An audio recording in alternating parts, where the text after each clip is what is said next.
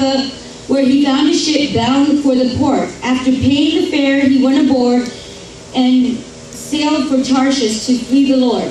Then the Lord sent a great wind on the sea, and such a violent storm arose that the ship threatened to break up, not just, break, like fall to pieces. Amen. All the sailors were afraid, and each cried out to his own God, and they threw the cargo into the sea to lighten the ship. But Jonah had gone below deck, where he lay down and fell into a deep sleep. The captain went in to him and said, "How can you sleep? Get up and call on your God. Maybe he will take notice of us, and we will not perish." Come on. Then the sailors said to each other, "Come on, let's cast our lots to find out who is responsible for this calamity." They cast lots, and the lot fell on Jonah. So they asked him, "Tell us, who are you? Who is responsible for making all this trouble for us? What did you do? Where did you come from? What is your country? And what people are you?" He answered, "I'm a Hebrew, and I worship the Lord, the God in heaven, who made the sea and the land." Amen. Let's pray. Father God, I just thank you for this word, God. I pray that it would fall on ears, God, that desire, my God, to obey you, God, that will not run from their call, God, on a people, my God, that is ready to put their hands to the plow, God, on a people that are saying yes to you, God, no more looking back, God. God, I pray this morning this evening for the congregation, God. Calm my spirit, God. Help me to speak with clarity this evening. In Jesus' name we pray. Amen. Amen. So we know this story. Some interesting facts about Jonah. He's the only minor prophet in the Old Testament who's not referred to as a prophet. Wow. Probably because he ran from God. I don't know. But nowhere in the book do they call him the prophet Jonah, like they do with the other prophets. Right. During this time, Israel was under King Jeroboam. I don't know if I'm saying that right. And they were progressing. They were being blessed, coming from the Babylonians, and then they were under Cyprus. Well, they were at a time where they were being blessed, and they were progressing. The only problem is they began to forget about God. And isn't that how we are many times? Once things are going good for us, we begin to forget about how we were on our face, and we were praying, "God, help us, give me a job, give me a house, pay my smut." We forget about God, and that's what happened. And so God sent Hosea and Amos, and they began to prophesy to the Israelites. Tell them, don't forget God, because God's going to raise up the Assyrians to come and judge you. Amen? So then here's where he goes, and then he raises up Jonah to go preach to the Syrians in Nineveh. So Jonah's a Jew. He doesn't want to go over there because only two things can come of that. Either one, they're going to get saved and judge his people, the Israelites, or two, they're going to kill him. Wow. They're going to have Jonah for dinner because they were very brutal. They studied the Syrians were very violent people. Amen? Amen. So he ran. So he ran. So he fled, and he where Nineveh was east, and he fled 2,000 something miles to Tarshish in the opposite direction. Amen. Mm-hmm. He just felt that the Syrians were not worthy of salvation.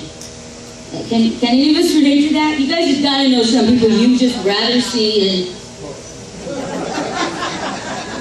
right? And we just feel like this should not be saved. Amen? But God doesn't see it like that. God wants everyone saved. And he had a plan for the Syrians. Amen? Assyrians. So he fled and he went east. And it says here that he got on a merchant ship. And that's where I want to focus tonight. Is the merchant ship.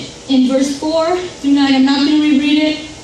But it says that they dumped the cargo over. So that means it was a merchant ship. And that ship traveled from Joppa to Tarshish carrying cargo. Well, what's cargo? It's supplies. So when they traveled this 2,000 something mile trip to Tarshish, they got out, they would take the cargo out, and they would sell it. Amen? They'd go back on, take that long trip back to Joppa. Amen? Then they would go shop at Joppa Walmart, Joppa Target. Amen? Joppa pay their bills, smut. So basically, they provided for their family. But because Jonah was on that ship and he fled, everyone in association in that ship was affected by his disobedience to God. Wow. Amen? Come on. And I'm here to tell you men today that men and women, when we run or we're just disobedient to the call of God, we affect our whole families. Amen? It's so much easier to just flow with God because God knows what He's doing. Amen? So during that running, and God doesn't chase after everyone. We know God knew that Jonah would ultimately do what He's called him to do. And I believe that's why God ran after him. But many times when we leave, or we backslide, or we just run from the responsibilities that, Pastor might give you, God won't always chase you. When you go back into the world and you want to just go back to doing what you used to do, God won't always chase you because many times He knows that you'll get to a place where you're going to see your need for Him. So He'll allow you, amen? He'll allow you to fall. He'll allow you to go through those things. So don't always think God's going to come chasing you, but you still affect your family. You still affect your ministry, amen? Amen. Your disobedience to the call affects your entire home. It doesn't matter if your wife is flowing. I speak from experience here. My husband has eaten humble pie many times because I wasn't flowing. Amen? But he knew that the call of his life was so much bigger. So he had to eat humble pie so that this mess that was going on at home didn't get any messier. And ultimately disqualify himself. Amen? So it doesn't matter if your wife's flowing, your kids are flowing. Trust me, God will deal with her. God has dealt with me in ways I've never even shared with Him. I'm not going to do tonight. But God has dealt with me. Amen? You have to remember that you are the head of the house. Amen? And ultimately it's going to fall on you. Trust God. Trust that God will deal with those that are flowing in your household. But there's so many examples in the Bible. In Jericho 6, when Joshua went into Jericho, what happened? The walls came tumbling down. Amen? And these are just other examples where people that were associated got affected by someone's disobedience or not.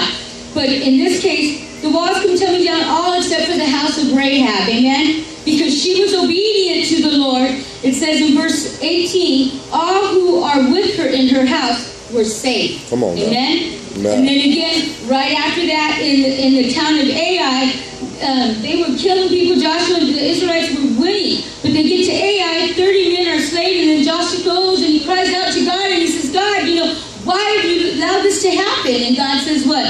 They're sin in the camp. That's right. So he goes to, I think it's Achan, and he says, Achan, God directed him right to him, and Achan said, yes. What happened is they beat another army or town or nation, and God said, don't take anything. And he took some and hid some plunders for himself. Yes.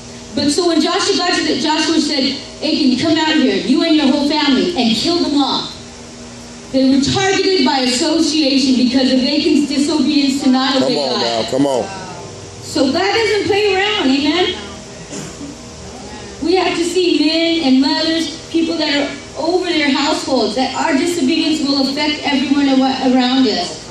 And as a pastor's wife, I've seen many of you guys come in and just God change you guys. God do a work in you. And I think that sometimes we expect to see so much more so fast. But God's a God that slowly just gets us right. I watched this YouTube video yesterday, and I don't know if I'm saying it's right, but it really reminded me of about all of you when I see you guys. And,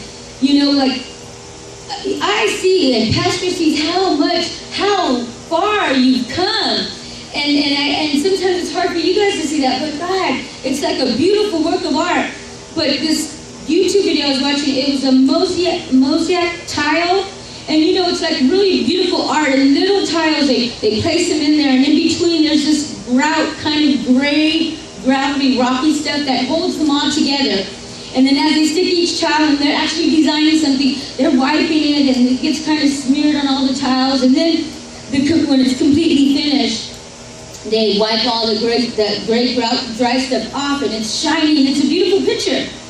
And that's what God does to us. He allows the trials in our life. We have to know that those gray, grouty areas of our life, God is putting them together. He's going to make a masterpiece. Come on now. But you have to